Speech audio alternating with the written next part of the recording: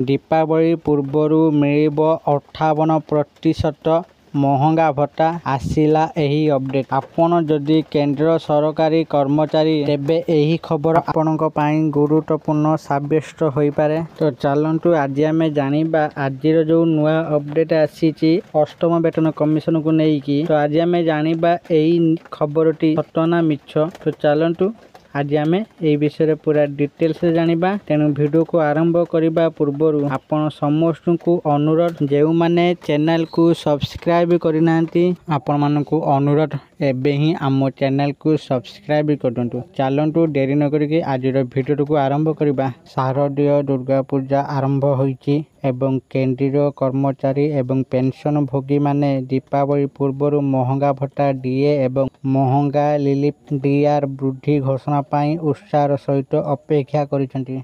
सरकार वर्ष को 2 थर एही वृद्धि करंती एवं एही वर्ष 2025 पाई द्वितीय वृद्धि अपेक्षा अछि। एहा मध्य आशा करा जाउछि जे दीपावली पूर्वर डीए वृद्धि घोषणा होई पारे।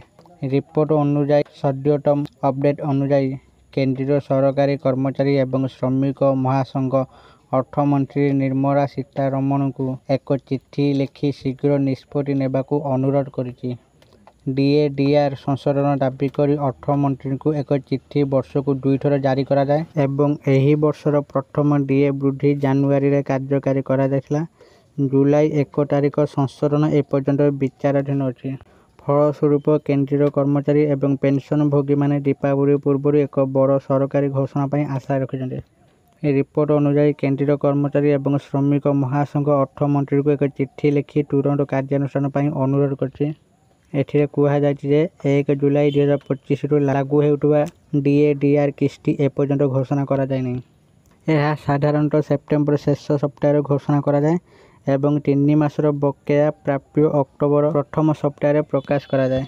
एही विलंब कर्मचारी एवं पेंशन भोगी मध्य बढ़ुवा हताशा सृष्टि करुछि। जदियो सरकार द्वारा कौन सरकारी अपडेट जारी करा जाए नहीं, विभिन्न रिपोर्ट सूचित करुछि जे केंद्रीय कर्मचारी महंगा भत्ता डीए 3% वृद्धि होई पारे।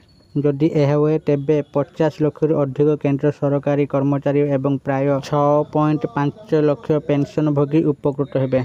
यह उल्लेखनीय जे जानुआरी मासरू डीए एवं डीआर 2% वृद्धि करा जायतिला 53% रु 55%। आहुरी 3% वृद्धि डीए को 58% वृद्धि करिवो। महंगा भत्ता कर्मचारी दरमार एक गुरुत्वपूर्ण अंश। सरकार शिल्प श्रमिकों पाई उपभोक्ता मूल्य सूचकांक सीपीआई आईडब्ल्यू उपर आधार करी एही वृद्धि गणना करते, जहाँ प्रति मासरे श्रम ब्यूरो द्वारा प्रकाशित हुए। सरकार पूर्व 12 मासर हाराहारी सीपीआई आईडब्ल्यू उपर आधारित सप्तम वेतन कमिशन अधीन विकसित एक निर्दिष्ट सूत्र व्यवहार करते। डीए % इक्वाल 12 मासर हाराहारी सीपीआई आईडब्ल्यू माइनस 261.82 हरण 261.82 इंटू 100। आशा अनुसार एथर कर्मचारी महंगा भत्ता 3% रु 58% को वृद्धि पाइपे, जहाँ फल केंद्रीय कर्मचारी दरमार एक गुरुत्वपूर्ण वृद्धि घटिବ। जड़े प्रवेश स्तरीय कर्मचारी 18,000 टंका मूल दरमा उपर आधारित कर बर्तमान 55% 9,900 टंका डीए पाती। तथापि 3% वृद्धि पर जदि 58% हिसाब करा जाए तेबे वृद्धि प्रति मासरे सीधा सड़क 540 टंका वृद्धि होब एवं कर्मचारी महंगा भत्ता 10,440 टंका को वृद्धि पाइब। फलस्वरूप से वार्षिक 6,480 टंका लाभ पाइबे। आशा करुच्ची आपण माने वीडियो देखि सब किछि बुझी जाइथिबे। आ आपण मानकु मु कहि रखुछि जे आजिरो एही जो अपडेट आसीची एटा सत्य, एटा कौनसी फेक न्यूज नुहे। वीडियो भल लगे वीडियो को बहुत मात्रा लाइक शेयर और कमेंट करंतु। आ जो माने आम चैनल को एपर्यंत सब्सक्राइब करनांती आपण मानकु अनुरोध आपण माने एबे ही आम चैनल को सब्सक्राइब कर दियंतु। आज पई एतिकी पुणी देखाबो आउ एक वीडियो रे। सेते पर्यंत मु आपण मानक ठारू विदाय नउची। धन्यवाद।